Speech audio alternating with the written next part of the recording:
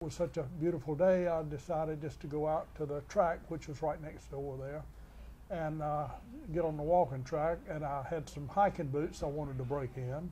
And I remember stepping up on the sidewalk off the street, and that's the last thing I remember. I woke up in the hospital about a week later. But it was a shock because he was in such good, we thought, such good physical condition. Gregory was entering the Y and just happened to look over there and saw him fall. So he set his clock timer to know exactly how long he was without oxygen and so forth. Cindy Swaney was leaving the hospital. She'd been there at a meeting. She's a registered nurse.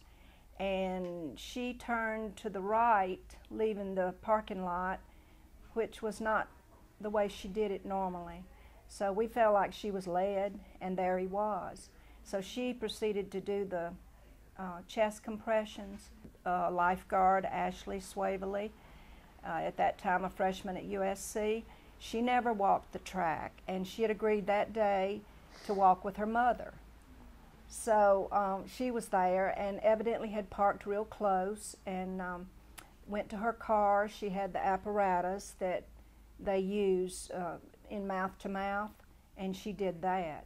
Now there was a stranger, a man dressed in street clothes, and he came along and held his head in the proper inclination to open the airway, which was very important. And we don't know to this day who he was, but he was one of the angels, we feel.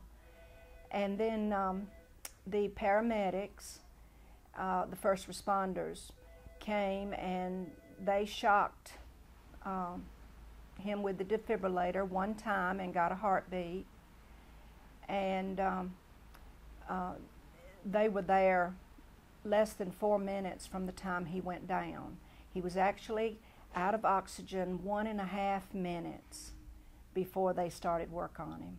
And then he was at the hospital. The ambulance was on the heels of the firemen, and they got him to the hospital and to the cath lab in less than 5 minutes from the time he collapsed. They did the cath. They saw that there were 2 blockages, one in each of the main arteries, the left main and the right main, that feed the heart. And he put a stent in both.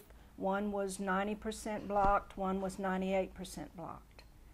And it caused an electrical shutdown with his heart.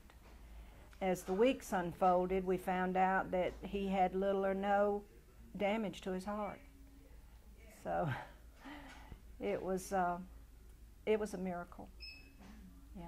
But the care that we had at AnMed was fabulous. It was 3 or 4 days, and I think I asked what I was doing up here. You know, I really didn't have a clue as to what happened to me. I felt good, and like I say, it was I might add a pleasant stay at the hospital. Believe it or not. Hopefully, for long, I'll get out and do some backpacking and get back into that. Almost a blessing in disguise what happened to me. I feel like I'm just so much better now in more ways than one. Just physically, spiritually, in every way. So it's everything's looking up right now. It's a family affair, I think, up here. And they've been great to me as far as, you know, filling me in on what they're doing. These classes they have here are really well done, very informative. Anderson's blessed to have Life Choice and AnMed Hospital, I think. Very blessed. I'm just so thankful for the hospital on down, and I guess God arranged for all these people to be there, and I'm just, again, just so very thankful.